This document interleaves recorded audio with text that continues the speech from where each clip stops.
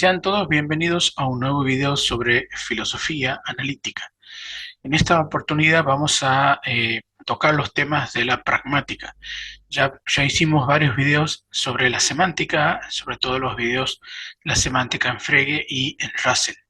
Y hoy vamos a comenzar a estudiar la pragmática. La pragmática sería la parte de la filosofía del lenguaje que se encarga del uso que hacemos de los signos y las referencias en un contexto especial de habla. Para estudiar esto nos centraremos en dos tipos de propuestas distintas. Una es la propuesta de Austin y la otra va a ser la propuesta de John Searle. Estos dos autores han tratado en distintas épocas la cuestión de la pragmática y vamos a ver cómo se complementan unos con otros. Vamos a comenzar con la propuesta de John Austin, que es un filósofo inglés que realizó una serie de conferencias, 13 conferencias, en la Universidad de Harvard en 1955. Estas 13 conferencias fueron compiladas en un libro que en castellano se llama Cómo hacer cosas con palabras. De ese libro vamos a utilizar la conferencia 1 y la conferencia 8 para señalar los puntos más importantes. Para eso vamos a compartir pantalla y a ver cómo señalamos esos puntos. Como dijimos, Austin dio esa conferencia y a partir de ahí se produjo una nueva propuesta sobre la pragmática, algo que había sido un poco, digamos, explorada por Wittgenstein, el segundo Wittgenstein, pero que independientemente en la Universidad de Oxford, de donde era oriundo Austin, comenzó a pensar en una nueva propuesta. Austin digamos, propuso fue la creación de una teoría de la pragmática filosófica a partir de lo que él conocía como la falacia descriptiva. La falacia descriptiva es un tipo de falacia que Austin describe en su conferencia 1, que tiene que ver con eh, pensar o creer que las oraciones con sentido son las oraciones que él llama oraciones constatativas u oraciones descriptivas. Entonces, pensar que algo tiene sentido solamente porque describe una realidad o se puede constatar ese enunciado mediante un verdadero o un falso, es caer en la falacia descriptiva. Esta falacia había sido, digamos, eh, explorada, digamos, por Austin, pero en referencia a la propuesta del positivismo lógico, ya que el positivismo lógico de comienzos del siglo XX decía justamente eso, decía que los enunciados que tenían sentido eran aquellos enunciados que podían constatarse con verdadero o con falso mediante un tipo de observación o experimento. Entonces, aquellos enunciados que no podían ser constatados, el positivismo lógico los llamaba enunciados sin sentido. Austin dice que hay un conjunto de enunciados o de oraciones que tienen pleno sentido, pero que no son constatativas, o sea que no pueden decirse si son verdaderas o falsas. A este tipo de oraciones Austin les llama enunciados realizativos u expresiones realizativas. Entonces aquí vemos dos tipos de clasificación de enunciados. Están los enunciados constatativos, que serían los enunciados del positivismo lógico, a los cuales llama que son verdaderos o falsos, y están luego los enunciados realizativos. Realizativo es una palabra, es un neologismo, o es una traducción del verbo en inglés performative, que en castellano quedó como realizativo. Los enunciados realizativos para Austin serían aquellos enunciados o aquellas expresiones que al decirse, digamos, al decir algo, se hace algo. O sea, que un enunciado realizativo es aquel enunciado que cuando yo lo emito, no solamente estoy dando a entender a otro lo que estoy diciendo, sino que estoy realizando una acción, o sea, estoy haciendo algo. De ahí el título de la conferencia, cómo hacer cosas con palabras, ¿no? Entonces, un realizativo digamos, una acción que se hace por medio de palabras. Por eso que Austin la diferencia de los enunciados constatativos, que serían solamente aquellos enunciados que pueden decirse que son verdaderos o que son falsos. Por ejemplo, si yo digo Santiago del Estero es una provincia de Argentina, ese enunciado para Austin es un constatativo, ya que se puede decir si es verdadero o si es falso.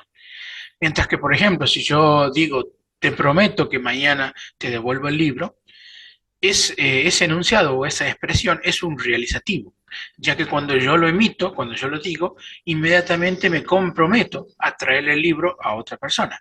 Por lo tanto, decir te prometo es prometer, es hacer una acción, en este caso una acción de promesa.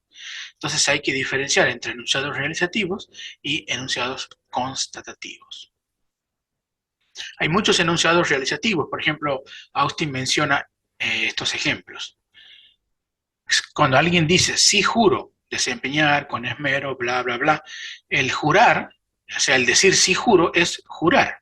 O sea, cuando uno tiene que jurar algo, simplemente tiene que decir sí juro. Entonces, decir sí juro no es solamente anunciar algo, sino que es hacer algo, en este caso jurar. Lo mismo que bautizar. Si digo bautizo este barco, Queen Elizabeth, al decir esta expresión, estoy bautizando al barco. O cuando tengo, por ejemplo, en un acto de testimonio,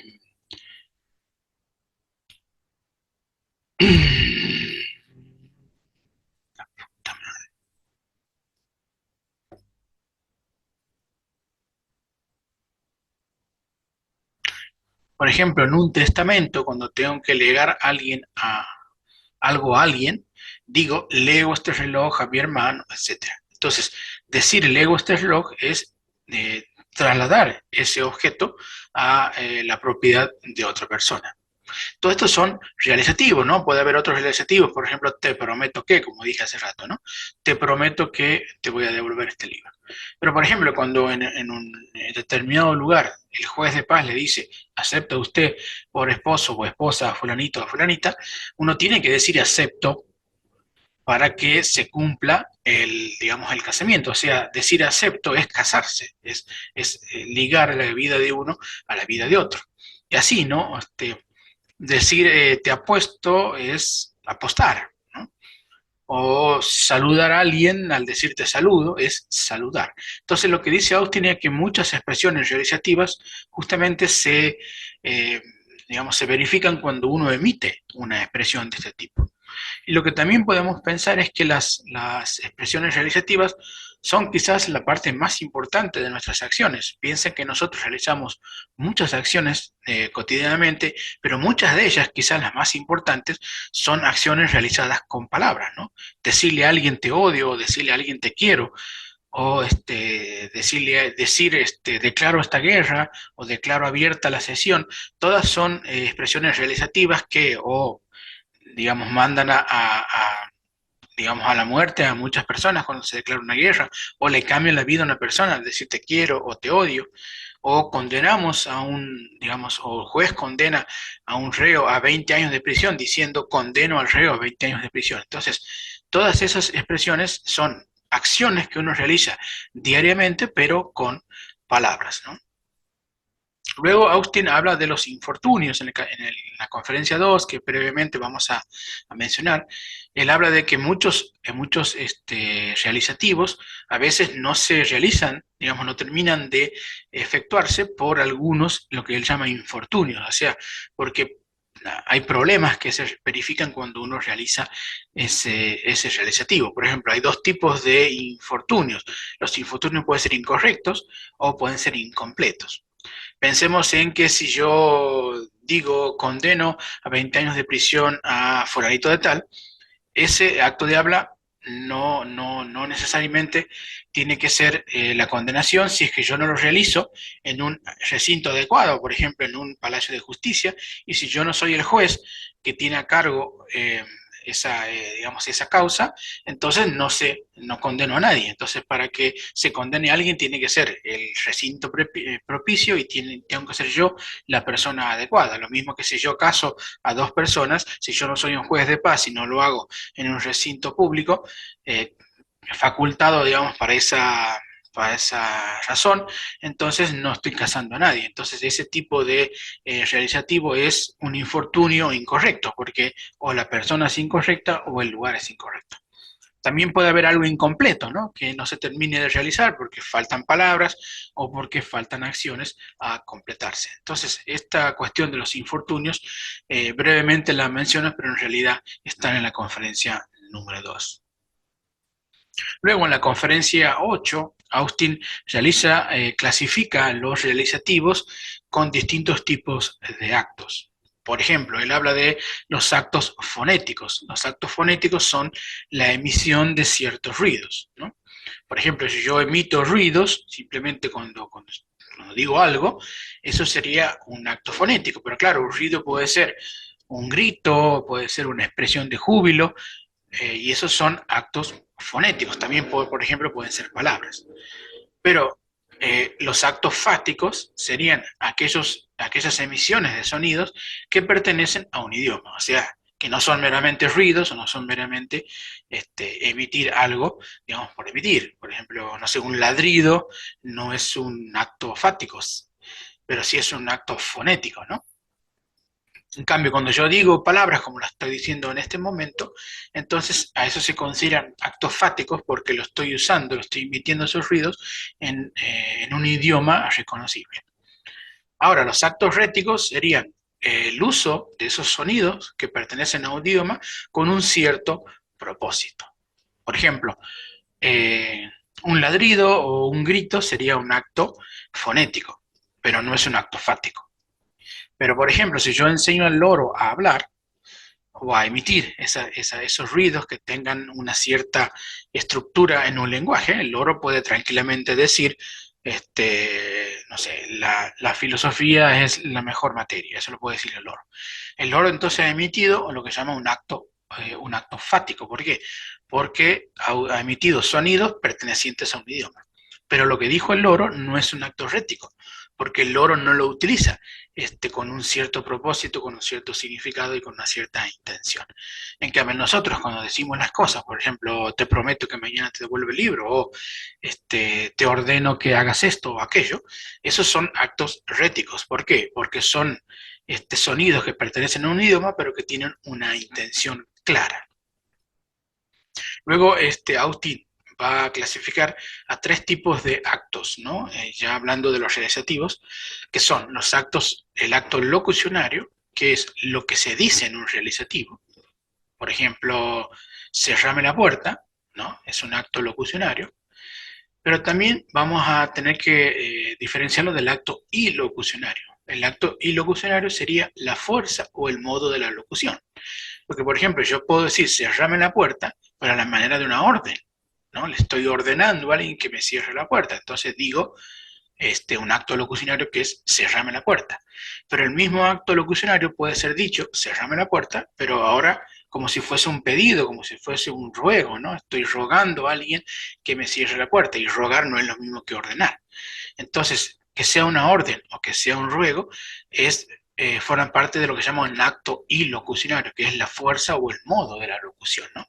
Uno puede decir muchas locuciones que sean iguales, pero en una la puedo estar ordenando, en otro puedo estar pidiendo, en otro puedo estar rogando, y así. Entonces, el acto ilocucionario te da el verdadero sentido de lo que uno dice, ¿no? A veces en Internet, cuando uno escribe, digamos en un chat o escribe en, no sé, en alguna red social, a veces lo que falla no es la locución, porque lo que está escrito es el acto locucionario.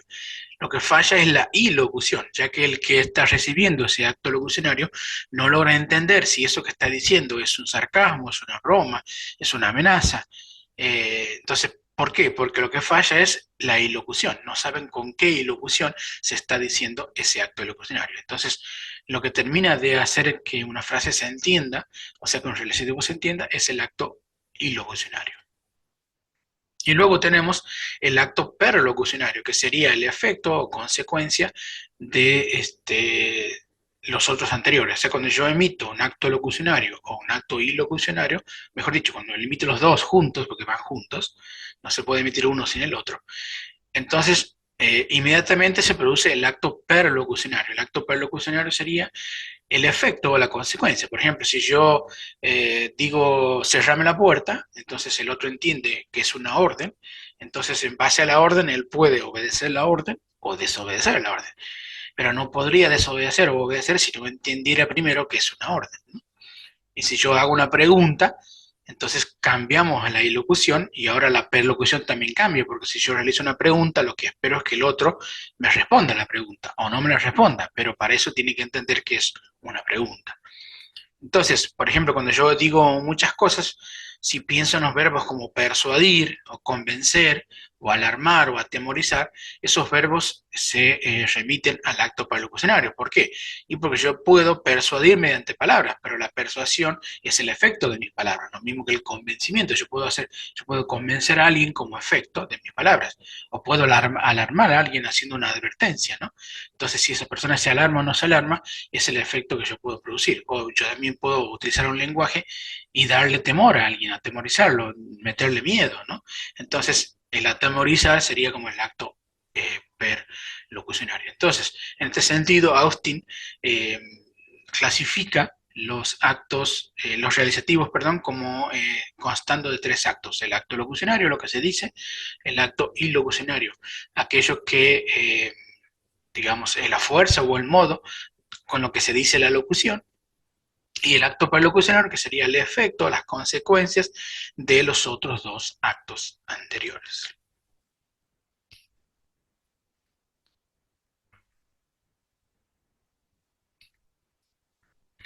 Bien, ahora vamos a pasar a la propuesta de John Searle en su libro Actos de Habla, libro que fue escrito en 1969.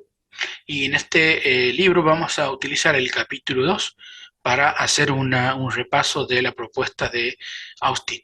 Primero, que vamos a decir que el libro se llama Actos de Habla. Ahora, ¿qué es un acto de habla? Bueno, la propuesta de Austin y de otros autores es llamarle acto de habla al acto ilocucionario. O sea, recuerdan lo de Austin, ¿no? El acto ilocucionario. Bueno, para los autores, digamos, después de Austin, el acto ilocucionario puede hablarse de acto de habla, o sea, es toda emisión de una, digamos, de una estructura del lenguaje que tiene una intención y que se produce mediante un acto, ¿no? Entonces, eso de hacer cosas con palabras es lo que se habla aquí como acto de habla, y serían los actos ilocucionarios que Austin había declarado anteriormente. Ahora, los actos ilocucionarios pueden clasificarse de distintos modos, y aquí es donde tenemos cuatro modos distintos. Por ejemplo, el ejemplo primero que dice Juan fuma habitualmente.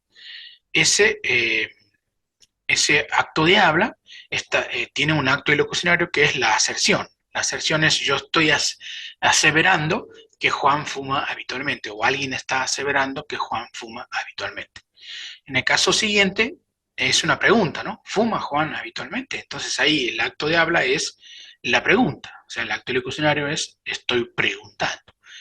En el caso 3 es: Juan fuma habitualmente, ¿no? Y eso sería una orden que yo estoy haciéndole a Juan, ¿no? Estoy diciéndole que fume habitualmente. Entonces, en el caso 1 estoy aseverando, en el caso 2 estoy preguntando, en el caso 3 estoy ordenando. Y en el 4 dice: pluguiese al cielo que Juan fumara habitualmente. Esto es un anhelo mío, digamos, un deseo mío de que Juan fumara habitualmente. Entonces, tenemos cuatro actos de habla distintos, pero aquí fíjense, lo que es igual es lo que Searle llama la proposición o el acto proposicional. ¿Por qué? Porque en los cuatro, por más que el acto de habla sea distinto, tienen la misma proposición, que es: Juan fuma habitualmente.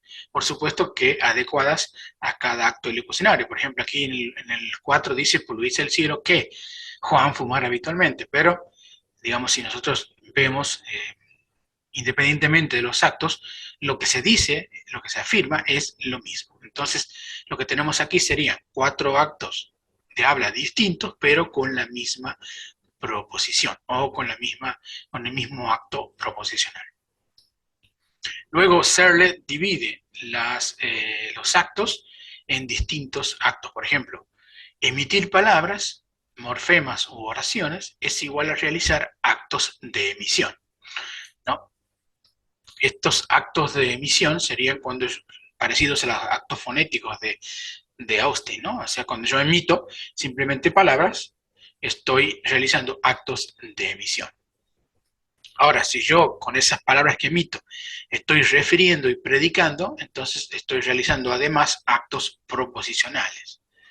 Y por último, si yo, mediante esos actos proposicionales, realizo un acto de habla, o sea, un acto ilocucionario, significa que estoy enunciando, estoy preguntando, estoy ordenando, estoy aseverando, prometiendo, etcétera. Eso es igual a realizar actos ilocucionarios. Entonces hay tres tipos de actos, ¿no? Actos de emisión, actos proposicionales y actos ilocucionarios según Searle. ¿Qué es la predicación? Bueno, la predicación es una expresión, ¿no? Es una expresión que se realiza cuando se realiza el acto proposicional. Y distintas expresiones pueden tener la misma predicación. Por ejemplo, si yo dijera Juan fuma habitualmente, es una expresión que tiene una predicación, ¿no? Pero si yo dijera Juan es un fumador habitual, fíjense que es una expresión distinta, pero entre esta y esta, entre la de arriba y la de abajo, tienen la misma predicación. Entonces la predicación es la misma, aunque la expresión de predicación sea distinta. ¿Qué es la referencia? Bueno, la referencia es lo que, digamos, lo que la proposición refiere, en el sentido en que el hablante refiere mediante la proposición. Entonces, lo que hace hacerle es dividir las expresiones referenciales en dos tipos, digamos. Hay expresiones referenciales que son definidas.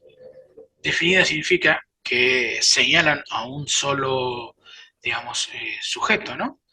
O a varios sujetos, pero de una manera definida. Por ejemplo, cuando yo digo el hombre, ¿no? Te vino a buscar el hombre. Ahí el hombre es una expresión referencial definida, pero es singular porque me estoy refiriendo a un solo sujeto. Mientras que una expresión referencial definida, pero general, me refiero a varios sujetos. Entonces, te vinieron a buscar los hombres. Entonces, ahí yo sé cuáles son los hombres que me vinieron a buscar porque son definidos, ¿no? Pero está haciendo de manera, haciendo una expresión general de manera justamente múltiple o general. La otro tipo de expresión son las expresiones referenciales indefinidas. Por ejemplo, un hombre, ¿no? Te vino a buscar un hombre. No sé cuál hombre, pero fue un hombre. Entonces, es indefinida, pero singular. Lo mismo que algunos hombres, ¿no? Vinieron algunos hombres. Sería general, pero también indefinida. Entonces, las expresiones referenciales no refieren a cosas. Quiero decir que la expresión misma de el acto de habla no refiere a cosas, sino que lo que está diciendo Searle es que los hablantes, al usar esas expresiones, se refieren a cosas, o sea, se refieren a actos ilocucionarios. ¿Esto qué quiere decir? Que cuando un hablante utiliza un cierto contenido proposicional, su expresión referencial es lo que quiere decir. Por ejemplo, si quiere ordenar, ordena, si quiere aconsejar, aconseja, si quiere aseverar, asevera. Esas aseveraciones, esos órdenes y esos consejos se realizan mediante la referencia, mediante expresiones referenciales. Entonces aquí hay que diferenciar la semántica, que sería lo que las palabras están refiriendo, que ya lo estudiamos en clase pasada, del uso de esas expresiones mediante las palabras por un hablante. Entonces el hablante usa aquí esas expresiones referenciales para ordenar, aconsejar, referir, predicar, lo que fuere. Y esos serían los actos de habla mediante expresiones referenciales. Dice Searle que si dos actos ilocucionarios tienen la misma referencia y predicación, entonces expresan la misma proposición, ¿no? Recordemos que los actos proposicionales tienen referencia y tienen predicación. Entonces, si dos actos de habla tienen la misma referencia y la misma predicación, entonces se dice que expresan la misma proposición, o sea, es el mismo acto proposicional. En este caso, los ejemplos que pusimos, ¿no? Juan fuma habitualmente, fuma Juan habitualmente, o Juan fuma habitualmente. En esos tres actos de habla que son distintos, en uno es aseverar, en el otro es preguntar y en el tercero es ordenar. Sin embargo, como tienen la misma referencia, Juan, como tienen la misma predicación, que es fuma habitualmente, entonces tienen la misma proposición. A eso se refiere con que expresan la misma proposición. Y el último, digamos, punto que vamos a estudiar tiene que ver con la fórmula general de la formalización de los actos de habla. O sea, Searle lo que hace es tratar de formalizar mediante justamente fórmulas simbólicas, ¿no? Los actos de habla. Y para eso tiene una fórmula general, que es esta de aquí, ¿no? F de P, en donde F es una variable que está en lugar del acto ilocucionario. O sea que esto de aquí está en lugar del acto ilocucionario. O sea, esta variable F está en lugar del acto ilocucionario. Y la variable P es igual al acto proposicional, ¿no? Entonces, si yo tengo, por ejemplo, eh, te prometo traer el libro, entonces la F sería la promesa, porque es el acto ilocucionario. Y la P sería la proposición, prometo traerte el libro, ¿no?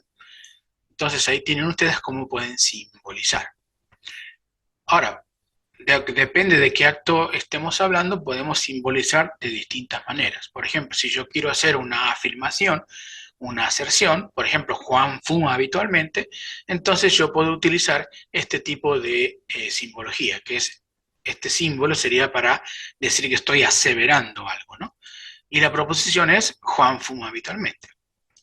Ahora, cuando estoy haciendo una promesa, como dije hace rato, ¿no? Te prometo traer el libro, entonces la P sería la proposición, prometo traer el libro, y la PR lo que hace es hacer notar que es una promesa, ¿no? Por eso que está puesta como PR. Ahora, para una orden, digamos, Juan fuma habitualmente, o cerrame la puerta, ¿no? Eh, la puedo simbolizar a la orden por este símbolo, ¿no? De exclamación. Y bueno, y la P sería la proposición, por ejemplo, cerrame la puerta, ¿no? Entonces, si ustedes ven, cerrame la puerta se podría simbolizar con este símbolo, ¿no? Con esta fórmula. Este símbolo más la P. Lo mismo sería para advertencias, en lugar de advertencias, no sé, eh, sí, llega a casa rápidamente porque va a llover, ¿no? Es una advertencia, entonces sería la proposición. Eh, Dice, vete a casa que va a llover, sería la proposición, y la advertencia es lo que yo estoy haciendo, ¿no? Que le estoy advirtiendo al otro de un peligro. Y bueno, y para preguntas por sí o por no, también puede hacerse lo mismo. La proposición sería la pregunta, y este símbolo de aquí, que es el símbolo justamente de la pregunta, me va a advertir que lo que estoy haciendo yo como acto ilocucionario es preguntar. Obviamente que hay otros actos que aquí no están puesta, ¿no? Pero que uno puede inventar un montón de signos, ¿no? Como el signo para la amenaza, por ejemplo, ¿no? Bueno, podemos inventar un signo para la amenaza, podemos inventar un signo para, no sé, eh, no sé, el ruego, ¿no? El pedido, el ruego, otro signo distinto y así. Entonces las proposiciones van a ser distintas de acuerdo al acto ilocucionario, perdón, al acto de habla que se realice, y el acto ilocucionario es simbolizado por estos símbolos que están antes, ¿no? Entonces, si vamos a la fórmula general, aquí estaría el acto ilocucionario y este sería la proposición. Obviamente que hay actos de habla que no tienen proposición, ¿no? Por ejemplo, si yo digo bravo, aplaudiendo en una obra, al finalizar la obra, ¿no? Entonces, eso es un acto de habla porque estoy diciendo una palabra que se utiliza en el lenguaje, que estoy transmitiendo digamos, un anhelo, digamos, una alegría, estoy casi felicitando al que ejecutó la obra, pero no es una proposición, porque es bravo simplemente, ¿no? O cuando yo me caigo digo ay también es un acto de habla, pero la palabra ay no forma proposiciones. Entonces puede haber actos de habla que no sean proposicionales, pero Searle se ocupa de los proposicionales. Y por último, por ejemplo, yo puedo utilizar los símbolos de la lógica convencional para las fórmulas de los actos de habla, por ejemplo. Esta fórmula que sería como no, digamos, aquí el PR sería como la promesa, ¿no? Y yo estoy negando la promesa. Por ejemplo, digo aquí, estoy diciendo, no prometo que vengo. La proposición sería vengo, ¿no? ¿Y qué estoy diciendo aquí? Estoy negando la promesa, estoy diciendo no prometo que vengo. Y esto es muy distinto de esta fórmula, en donde yo lo que estoy negando es la proposición. Porque aquí la promesa se cumple. Estoy diciendo prometo, pero ¿qué prometo? Prometo que no vengo. Este no vengo está negado justamente aquí adentro del paréntesis porque esto es la proposición. Entonces, estas dos fórmulas, la de arriba y la de abajo, son distintas porque tienen distinta incidencia de la negación. Entonces, esto es un ejemplo de cómo puedo usar los simbolismos de la lógica, digamos, normal, de la lógica de proposiciones, para los actos de habla. Bien, con eso entonces terminamos la clase de hoy y ojalá que hayan entendido y si no pueden preguntar abajo. Bien, nos vemos en la próxima clase. Gracias por estar allí y por prestar atención.